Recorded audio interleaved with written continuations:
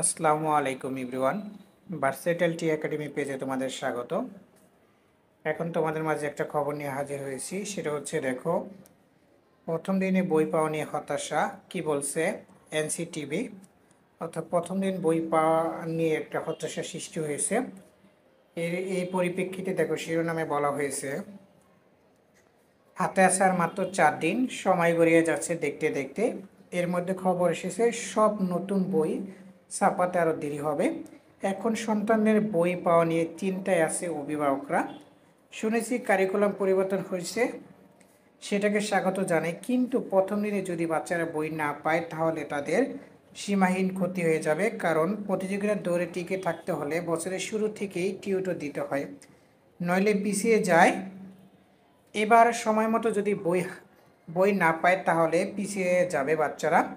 একজন একজন অষ্টম শ্রেণীর অভিভাবক মোহাম্মদ ডালিম বলেছে, পুরনো বই থাকলে টিউটো দিয়ে দিতাম, কিন্তু এবার কারিকুলাম পরিবর্তন হচ্ছে। কোন কোন টপিক থাকছে, 2021 সালে কারিকুলাম ফলো করা হবে হবে নাকি 2024 সালের ফলো করা হবে বুঝতে পারছি না, ভীষণ দুশ্চিন্তায় আছি। আবার অষ্টম শ্রেণীতে একটি বোর্ড পরীক্ষাও হয়, সিলেবাস কভার করতে হিমশিম খেতে হচ্ছে বাচ্চাদের। এদিকে বসে নেই সরকারও, দিন যতই যাচ্ছে পাঠ্য বইয়ের জন্য নিয়ন্ত্রক ও তদারক সংস্থা এনসিটিবির উপরে কর্মী বাড়ছে চাপ। মন্ত্রণালয়ের চাপ পেয়ে তারাও ছাপার জন্য পেস্ট মালিকদের উপর চাপ বাড়াচ্ছে। ছাপা কারখানা কর্মকর্তা দিনরাত কাজ করছে, বই ছাপানোর জন্য তাদের ছুটিও বাতিল করা হয়েছে। জানা গেছে এত কিছুর পরও শুধু প্রাথমিকের 5 কোটি বেশি পাঠ্য বই ছাপানো বাকি আছে, তাহলে মাধ্যমিকের তো অবস্থা আরও নাজুক।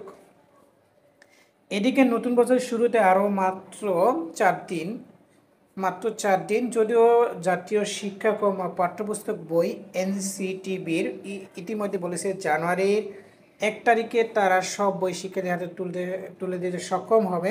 তবে এক্ষেত্রে কথা হচ্ছে, বই মুদ্রণের পর সেগুলো জেলা, উপজেলা এবং স্কুলে পৌঁছাতে সময় প্রয়োজন আছে। কাজেই মুদ্রণের পাশাপাশি বই সরবরাহের বিষয়ে সীমিত এই সময়ের দিকে নজর দিতে হচ্ছে। সংশ্লিষ্টরা বলেছে, প্রাথমিকের জন্য প্রাথমিক থেকে শুরু করে প্রথম, দ্বিতীয়, তৃতীয়, পঞ্চম, চতুর্থ, পঞ্চম শ্রেণীর শিক্ষার্থীদের জন্য 2025 সালে মোট বই লাগবে 9,64,08,25 এর মধ্যে গত বুধবার পর্যন্ত মোট ছাপা হয়েছে 3,96,35,422 কপি। এখনও ছাপা বাকি আছে 5 কোটির বেশি বই। যদিও ছাপানোর বইয়ের মধ্যে ইতিমধ্যে ইনস্পেকশন কোম্পানি কর্তৃক সার্টিফাই করা হয়েছে, অর্থাৎ PDA by post delivery inspection সম্পন্ন হয়েছে 3,22,39,792 কপি বইয়ের। এনসিটিবির সূত্রে জানায় 2025 সালের জন্য প্রাথমিক বইয়ের চাহিদা রয়েছে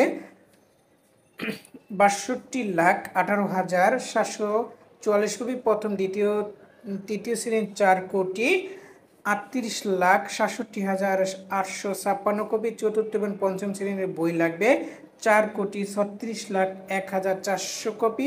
একই সাথে প্রাথমিকের ক্ষুদ্র নিগোষ্ঠী অন্যান্য প্রতিবন্ধী শিক্ষার্থীদের জন্য বই লাগবে ফ্রেন্ড বই, অর্থাৎ 1,92,825 কপি। এই সূত্রে আরও জানায়, প্রাথমিকের বইয়ের মধ্যে সবচেয়ে পিছিয়ে আছে চতুর্থ পঞ্চম শ্রেণীর বই ছাপার কাজ। এই সময়ের মধ্যে বাকি বই ছাপানো এবং সেগুলো পিডিআই করে জেলা, উপজেলায় পর্যায়ে পৌঁছাতে যথেষ্ট সময়ের প্রয়োজন বলে মনে করে সংশ্লিষ্টরা। অন্যদিকে এক সাক্ষাৎকারে এনসিটিবির চেয়ারম্যান অধ্যাপক ডক্টর AKM রিয়াজুল হাসান বলেছে, যথাসময়ের প্রাথমিকের শিক্ষার্থীরা সব বই হাতে পাবে, কেননা প্রাথমিকের পাঠ্য বই ছাপার জন্য সব ধরনের প্রস্তুতি রয়েছে প্রেস মালিকদের।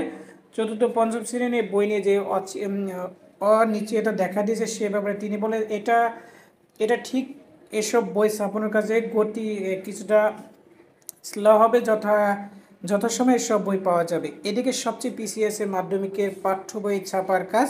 মাধ্যমিকের বই প্রসঙ্গে চেয়ারম্যান বলেন, আমরা মাধ্যমিকের পাঠ্য বই শিক্ষার্থীর হাতে 3টি ধাপে পৌঁছে দিতে চাই। অর্থাৎ প্রথমে বাংলা, প্রথম দিনই মৌলিক 3টি বই যেমন বাংলা, ইংরেজি এবং গণিত শিক্ষার্থীদের হাতে তুলে দিতে চাই। এরপর 10 জানুয়ারির মধ্যে বাকি আরও 5টি বই এবং 20 জানুয়ারির মধ্যে সব বই শিক্ষার্থীর হাতে তুলে দেওয়ার লক্ষ্যে আমরা কাজ করছি। এই জন্য সকলের সহযোগিতা চেয়েছেন তিনি। তবে বই নিয়ে অভিভাবকদের দুশ্চিন্তা না করার অনুরোধ জানিয়েছে। পাশাপাশি বই কোনো ভুল ত্রুটি থাকলে ক্ষমা সুন্দর দৃষ্টিতে দেখাবার কথা বলেছে চেয়ারম্যান অধ্যাপক ডক্টর AKM রিয়াজুল হাসান। অর্থাৎ প্রিয় শিক্ষার্থীরা বা অভিভাবকগুলা দেখেন, আপনারা বলেছে অর্থাৎ বলছে প্রথম বছরের প্রথম দিনই মৌলিক 3টি বই যেমন বাংলা, ইংরেজি এবং গণিত শিক্ষার্থীর হাতে তুলে দিতে চাই, এ কথা বলা হয়েছে। এবং 10 তারিখের মধ্যে আরও 5টি এবং 20 তারিখের মধ্যে আরও সম্পূর্ণ বই তুলে দেওয়ার অঙ্গীকার জানিয়েছে। তো দুশ্চিন্তার কোনো কারণ নেই। পরবর্তী ভিডিও পেতে চ্যানেলটিকে সাবস্ক্রাইব করো এবং পেজকে ফলো দিয়ে রাখো। ভিডিওটা এই পর্যন্তই। সবাই ভালো থাকো। অবশ্যই তোমাদের মূল্যবান মতামত কমেন্টে জানিয়ে দেবা। আল্লাহ হাফেজ। আসসালামু আলাইকুম।